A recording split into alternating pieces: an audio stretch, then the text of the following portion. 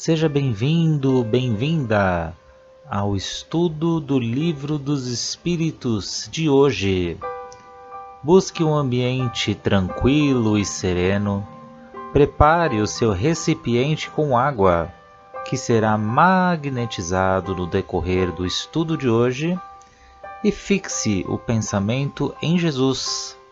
Bons estudos!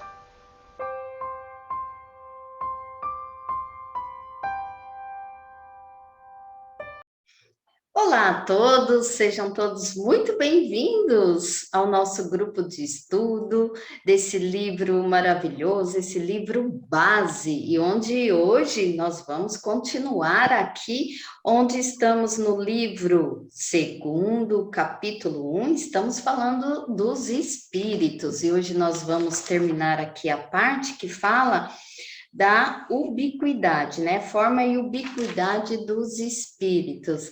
Lembrando a todos vocês que nos acompanham que aqui não tem nenhum palestrante, não temos a pretensão nenhuma de ensinar, mas de sim compartilhar as nossas reflexões, os nossos estudos, para que possa auxiliar mais corações. E convidamos a todos vocês que nos acompanham pelo canal do YouTube do CEF, pelo Facebook. Compartilhe com mais corações. Quanto mais conhecimento nós temos desse mundo que vivemos e ainda não vivemos, né? A gente consegue ter uma vida mais leve, mais em paz. E assim, para nós começarmos os nossos estudos de hoje, vamos fazer a nossa prece de gratidão? E hoje eu peço licença para fazer a minha gratidão ao Gerson, que faz aniversário hoje. Então, feliz aniversário! Obrigado. Então, vamos assim, querido Deus, amado Mestre Jesus, Nossa Maria Santíssima, e a todos os nossos amigos espirituais, e aos nossos anjos guardiões. Agradecemos com muito amor a oportunidade de estarmos aqui reunidos hoje para estudarmos o Livro dos Espíritos. Agradecemos por esse grupo, é um grupo pequeno, mas um grupo focado, com amor, com alegria e com harmonia, onde está a Suzelei, eu, o Gerson, o Carlos, a Cleide e a Sueli. E assim, pedimos humildemente que Mestre Jesus e os seus mensageiros nos auxiliem hoje nas nossas reflexões acerca do tema de hoje. Que assim seja. Graças a Deus. Então, Gerson, você vai fazer a 92 e a 92A para nós, né? Isso, vamos finalizar aqui a parte que fala dos espíritos, a forma da utilidade, que é a questão 92. Pergunta: os espíritos têm o dom da ubiquidade? Por outras palavras, o mesmo espírito pode se dividir ou existir em vários lugares ao mesmo tempo? Resposta: não pode haver divisão do mesmo espírito, mas cada um é um centro que irradia em diversas direções. E é por isso que parecem estar em vários lugares ao mesmo tempo. Vês o sol é apenas um. No entanto, ilumina tudo ao redor e leva seus raios a longas distâncias. Apesar disso, ele não se divide. Aí vamos complementar aqui com a 92A, que Kardec faz mais uma pergunta, né? Todos os espíritos se irradiam com o mesmo poder? A resposta, muito longe disso. Depende do grau da sua pureza. Aí Kardec faz uma consideração aqui. Cada espírito é uma unidade indivisível, mas cada um deles pode irradiar seu pensamento em diversas direções, sem com isso se dividir. É nesse sentido somente que se deve entender o dom da ubiquidade atribuída aos espíritos. Tal qual uma centelha que se projeta à distância, sua claridade pode ser percebida em todos os pontos do horizonte. Tal como, ainda, um homem que, sem mudar de lugar e sem se repartir, pode transmitir suas ordens, seus sinais e movimento para diferentes pontos. Muito linda, né, essa explicação. Que me fez aqui lembrar um pouco da questão 87, que os espíritos diziam que tem regiões que são proibidas para alguns espíritos, né? Então, dependendo do seu grau de evolução, ele consegue ou não atingir determinadas áreas, né? Então, como ele fala, irradiar pensamento, né? Os espíritos mais elevados, né? Eles conseguem irradiar seus pensamentos para diversos lugares. Então, assim como a gente vê o Sol, como ele deu de exemplo, né?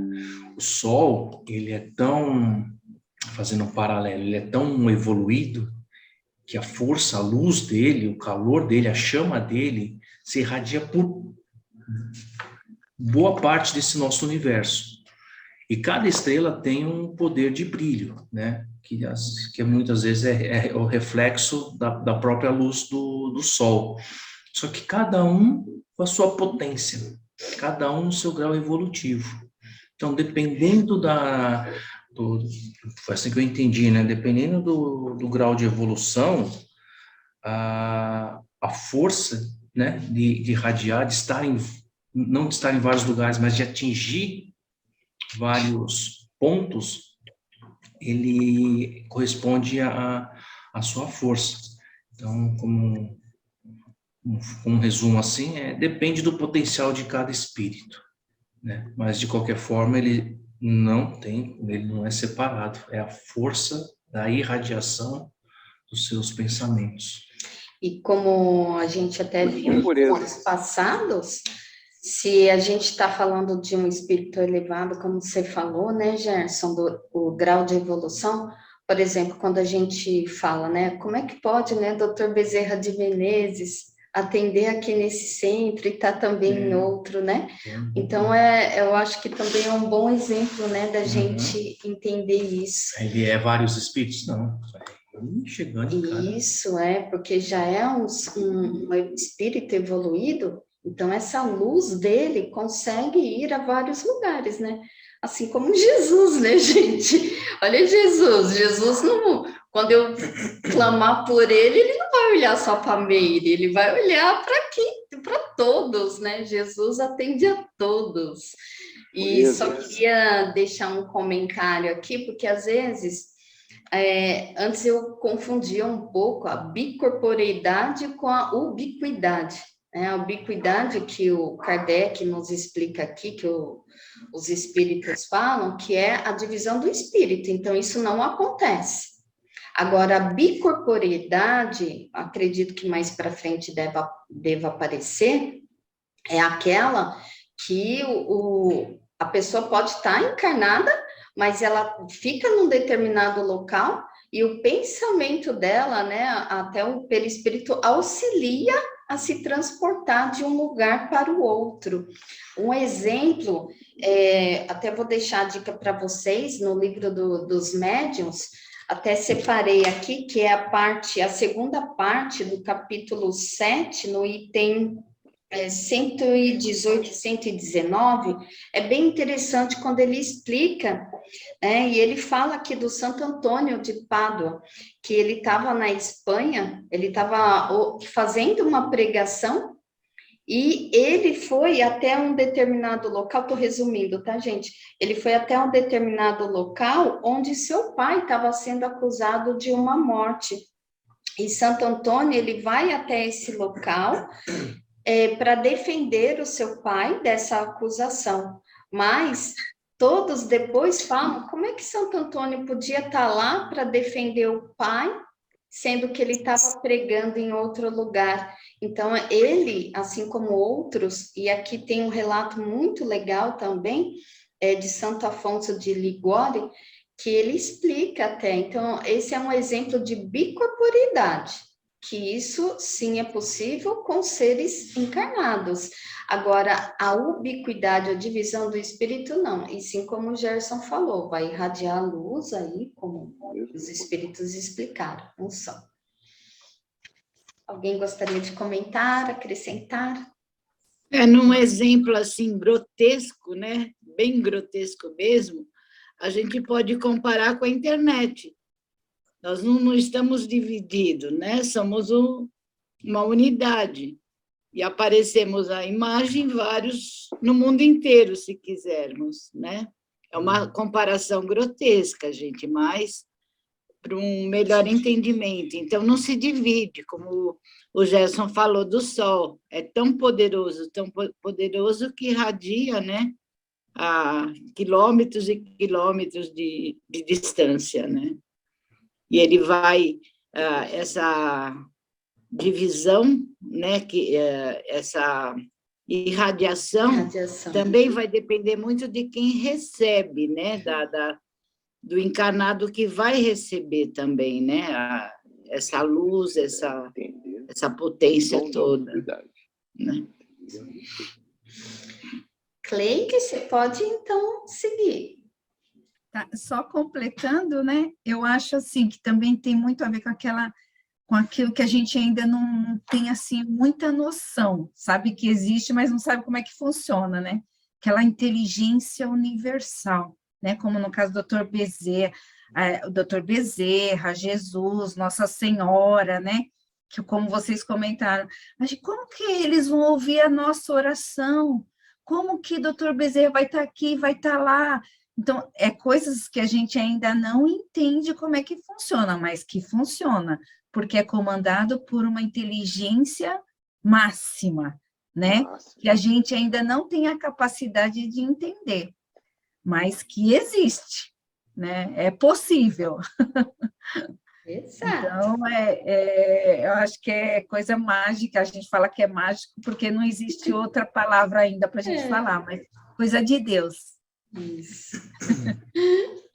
Então, vamos Cleide, lá. você vai ler a 93? Isso, eu vou começar o quarto, né? O item quarto, pergunta 93. O espírito propriamente dito vive a descoberto ou, como pretendem alguns, envolvidos por alguma substância? A resposta: o espírito é envolvido por uma substância que é vaporosa para ti, mas ainda bastante grosseira para nós, suficientemente vaporosa, entretanto, para que ele possa elevar-se na atmosfera e transportar-se para onde quiser. Aí o Kardec, né, explica: como a semente de um fruto é envolvida pelo perisperma, o espírito propriamente dito é revestido por um envoltório que, por comparação, se pode chamar perispírito. Então, aqui ele vai começar a explicar o que é perispírito. A gente já viu o perispírito, já ouviu falar sobre o perispírito aqui no livro. Na pergunta 27, eles comentam sobre o perispírito. Só que aí, como o Kardec estava falando de fluidos, ele não se aprimorou na parte de perispírito, mas os espíritos, eles já comentaram alguma coisa sobre perispírito, né? E o que é perispírito? É um corpo fluídico, que é o que eles estão falando aqui, né? É um envoltório, é como se fosse um intermediário entre o espírito e o corpo. Aí, nesse meio, tem o perispírito. E é no perispírito que é ele que vai intermediar o corpo e o espírito. Então, a gente tem, no perispírito que a gente vai captar as energias que vêm por exemplo, do nosso espírito. Se a gente, por exemplo, tem sentimentos bons, bons pensamentos, o nosso perispírito, ele vai ter uma vibração boa, vai ter uma energia boa. Consequentemente, o nosso corpo também vai ter uma harmonia, não vai ter tantas doenças. E também o contrário, né? Se a gente vibra ruim, pensa ruim, o perispírito ele vai ter aquela energia ruim e o nosso corpo também vai ter, vai refletir o que o perispírito sente, né? Então, as nossas escolhas é que vão definir a energia do perispírito, as nossas escolhas de sentimento, pensamento. Então, assim, de uma forma chula, eu penso assim, que o perispírito, ele é como se fosse uma bolacha recheada, né? Tem o corpo, o recheio e o espírito. É assim. Então, assim, o que uma coisa faz, reflete na outra, né? É bem dessa forma. É o que eles estão falando aqui, né? E cada um ele pode ser de uma forma grosseira, dependendo da forma da energia nossa, né? Ou vaporosa. Né? É isso. É interessante que você falou, Cleide, da bolacha, porque quando o Kardec ele faz o comentário, que ele fala assim, porque ele também, né? Eu imagino ele entendendo essas respostas que os espíritos dão. Então, ele comparou, porque ele era um professor de várias disciplinas. Então, ele comparou ali com a biologia. Porque ele falou assim, é como se fosse a semente, né? Uma fruta, né? Então, tem a semente, tem ali a polpa e tem a casca. Então, ele falou assim, que é como a semente de um fruto que é envolvida por aquele perisperma. Então, por isso que Kardec, que deu o nome de perispírito, não foi, né? Os espíritos, vocês percebem que o nome perispírito foi dado por Kardec, porque ele pegou do perisperma. E se a gente for lembrar, eu tenho até um abacate aqui na geladeira, eu ia pegar, esqueci. Mas se a gente pegar o abacate, ele tem a casca, é o corpo físico. Né? E aí tem ali aquela massinha, que é a massa, é o perispírito. E aqui dentro, que é a semente, é o espírito, né? Como a Cleide falou aí da bolacha, e eu dei até risada. A gente associa no que a gente... Isso mesmo. Né? Para ficar mais fácil. E só completando o que você falou, Cleide, é isso mesmo. O perispírito, ele sente e recebe aquilo que nós fazemos de nós mesmos, né? Então, a gente pode dizer que o perispírito, ele é um registro, né? Ele pega essas nossas informações. E outra coisa, assim, que a gente já aprendeu, só para dar uma reforçada, que a gente sabe que existe o espírito, perispírito e corpo. Aí as pessoas falam, eu acho que eu vi um espírito. A gente já aprendeu que espírito é uma fagulha, né? Então, aquela coisa, é uma centelha luminosa. Então, quando as pessoas falam, eu vi espírito, não é o espírito, a gente vê o perispírito. Aquela fagulha, centelha luminosa, a gente não consegue ver, né? É só para acrescentar, porque como a gente já estudou isso antes, né? Excelente. Excelente, Cleide, essa lembrança. Porque olha só como Kardec porque os espíritos falaram, né? Responderam para ele que os espíritos, eles se aparecem ao quê? Uma chama, um clarão. Aí, a gente sabe que quando tem aparição de algum espírito, a gente não vai falar assim, né? Por exemplo, numa mediunidade aí de evidência, vai falar assim, eu vi uma chama, né? A gente vê ali uma forma. Então, aí, Kardec, ele já fala, né? Tá, então, se é um clarão, uma chama, então tem uma forma. Então, foi aí, realmente, bem lembrado. O que aparece é o perispírito. E lembrando que o perispírito, e conforme a nossa evolução, a gente, por exemplo, Meire, eu desencarnando, se eu tiver num determinado grau evolutivo, eu posso depois até escolher, se numa determinada encarnação eu me identifico melhor com aquela minha imagem, eu posso me aparecer assim. Agora, se, por exemplo, alguém me chama aqui na Terra, eu vou aparecer com a minha forma terráquea, né? A forma Meire, a fisionomia Meire, porque se eu aparecer com outra fisionomia, né, de encarnação, aí ninguém vai saber que é a Meire, vai falar, não é a Meire, né? Muito bem lembrado. Se ninguém for comentar, a Sueli pode fazer a 94. Já posso fazer? Pode fazer, Sueli, por favor. Assim, a pergunta é 94. E Kardec pergunta, de onde tira o espírito o seu envoltório semimaterial? Aí é respondido para ele, do fluido universal de cada corpo. É por isso que ele não é o mesmo em todos os mundos. Passando de um mundo para outro, o espírito muda de envoltório, como mudais de roupa.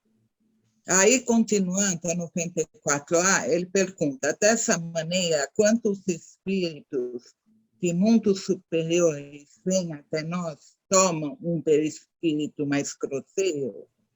Aí os espíritos respondem, é necessário que eles se revistam da vossa matéria, como já dissemos. Então, é assim, acho que está tudo, né, junto, que o espírito evoluído, para chegar aqui na Terra, ele tem que usar o nosso fluido, aquilo que está na Terra, né? Para poder cumprir a missão dele. Assim como Jesus. Dizem que para ele descer a Terra, ele demorou mais de 4.000 anos. Né, para poder cumprir a missão, né, para poder pegar a energia aqui da Terra, onde ele ia reencarnar. Inclusive, no nosso lá, no capítulo 16, mostra a mãe do André Luiz conversando com ele, explicando e falando que ela precisaria ir no Ministério da Comunicação para ser ajudada no fluido, porque ela ia fazer um trabalho em lugares mais pesados, vamos pôr assim. Né? Então, acho que é bem isso. E é bem como você meio falou, tem que usar, né, o aspecto também aqui onde as pessoas conhecem. Excelente exemplo que você deu da mãe do André Luiz no nosso lar. E Jesus, né? É isso mesmo, porque você vê como... Gente, olha a sequência desse livro. Eu fico, cada vez que eu estudo, eu fico mais admirada, né? Por isso que a gente estudou aí o fluido, né? O que é o fluido universal, o fluido vital, né? Olha só que maravilha. Então, a gente já até viu, como a Sueli aí explicou, então, o espírito...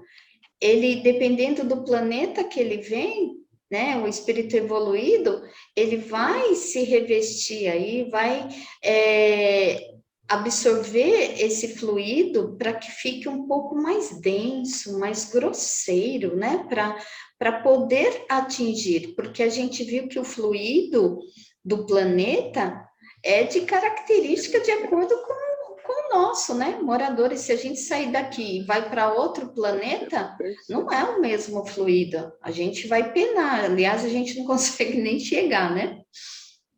Perfeito, Sueli. Alguém gostaria de completar? Você falando do fluido, né? Tanto é que quando se faz um trabalho, né, mediúnico, espírita, a gente doa muito dessa parte grosseira para a espiritualidade poder trabalhar. Então, ele vem revestido, sim, do fluido, que é mais grosseiro, que é mais denso, para poder se comunicar. assim como usam também em muitos trabalhos, né? A gente faz essa doação, eles têm uma reserva dessa doação para poderem trabalhar conosco, né? Isso mesmo. Excelente, Suzeli. Se ninguém for completar, Suzeli vai ler para nós e falar da 95. Sim. Então, 95. O envoltório semimaterial do espírito tem formas determinadas e pode ser perceptível? Sim, uma forma ao árbitro do espírito. E é assim que ele vos aparece, algumas vezes, seja nos sonhos, seja no estado de vigília, podendo tomar uma forma visível e mesmo palpável. Então, aquilo que a gente estava falando, o espírito é um clarão, é uma luz. Então, quando ele vem, né, vai depender muito da vontade do espírito, de como ele vai aparecer. Então, uma pessoa que tem muito medo, ele não vai aparecer de uma forma visível, palpável, né? Ele vai aparecer como um arrepio, como um calor, como uma coisa, até sem o perispírito, porque a pessoa muitas vezes tem muito medo. Então, o que acontece? A vontade do espírito prevalece, ele vai aparecer da maneira que ele quiser e como ele quiser. Por exemplo, para Chico, o Êmano, ele aparecia visível, praticamente palpável, porque o Chico era um espírito muito iluminado, sem medo, sem, né? Então, a maneira com que ele aparece depende da vontade do espírito e depende para quem ele aparece, né? Mesmo em sonhos, em vigília, o espírito vai tomar a forma da pessoa que ele, a forma, o jeito, a maneira com que ele vai se comunicar com aquele encarnado, entendeu? Eu vi assim. É isso mesmo, Suzeli, e até completo o que a gente conversou, porque quanto mais o espírito é evoluído, até os espíritos falam aqui que ele é livre, né? O espírito é livre, e aí ele pode se apresentar de várias formas, né? Como eles explicaram aqui, né? Que eu dei até o exemplo também, né? Se eu desencarnar, quando eu for o espírito evoluído, aí sim, né, eu vou poder escolher como eu vou me apresentar, a não ser para os meus entes queridos, aí eu vou me apresentar como eles me conhecem. E não sei se vocês já ouviram, às vezes, né, tem gente que fala assim, eu vi, eu não gosto nem dessa palavra, né, mas assim, a gente sabe que isso não existe, é do nosso mental, né? Eu vi um demônio, né? Eu vi uma pessoa lá de chifre, não sei o quê. Às vezes pode até ter visto, porque como a gente viu, o perispírito é que dá essa forma, é que reflete. E o perispírito é o quê, gente? Está tudo interligado. É aquilo que nós acumulamos aqui, né?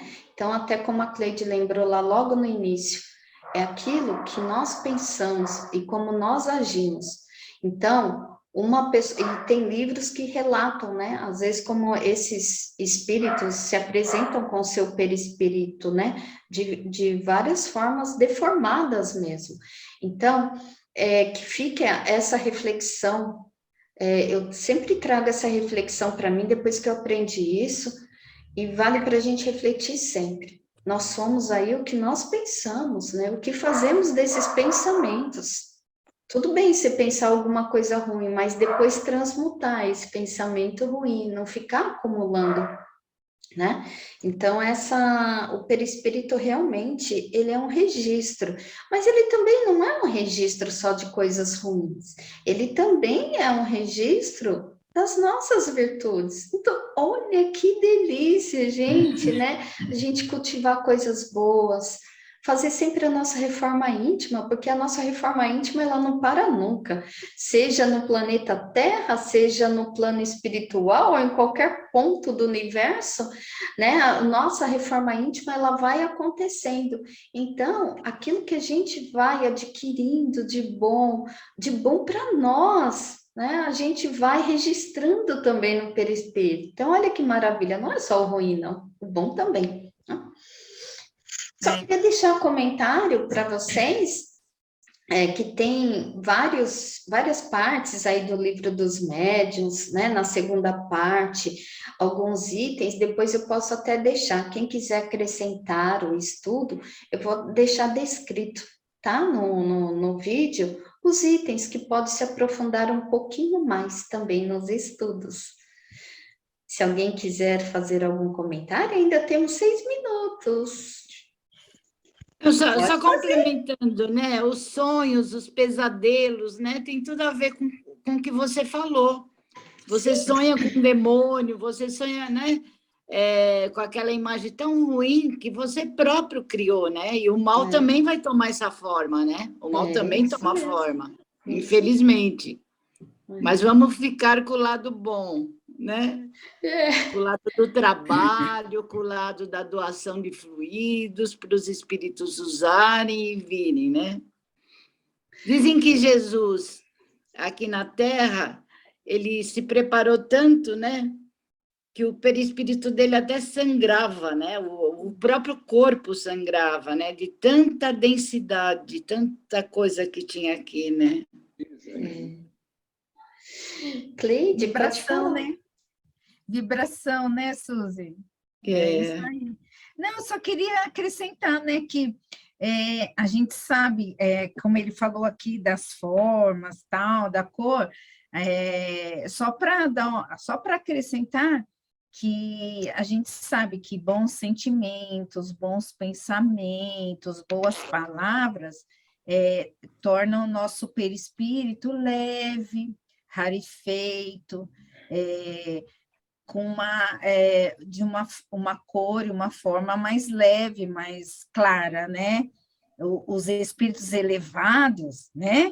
Que já são mais bondosos, eles têm uma forma luminosa, né? Perfeita, mas os que têm mágoa no coração, que reclamam muito, que só vê o mal em tudo, que se vitimizam, assim, aí já tem aquela cor mais escura, negra, então tem essa diferença de cor também, né?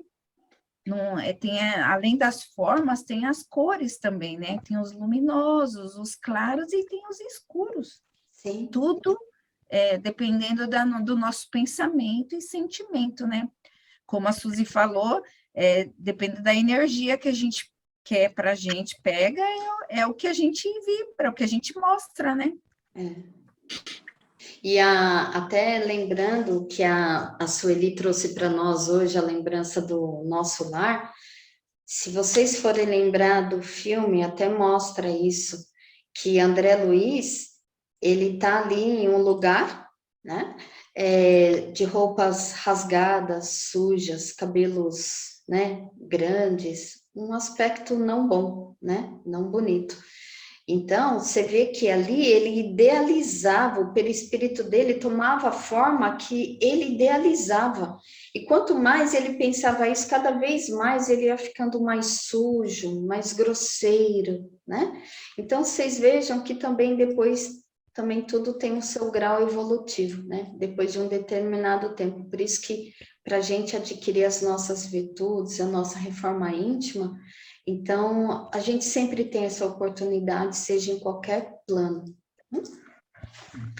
Vamos assim, gente, agradecendo ao nosso Mestre Jesus, a espiritualidade amiga, por esse lindo estudo de hoje, onde tivemos as nossas reflexões acerca das questões, agradecendo a toda a espiritualidade amiga, e que nós tenhamos um excelente dia, uma excelente semana com Jesus em nossos lares. E assim, com fé em Deus, até semana que vem. Gratidão a todos E Gerson, muitos fluidos para você. Gente, gratidão por hoje. Obrigado. Bom dia. Bom dia.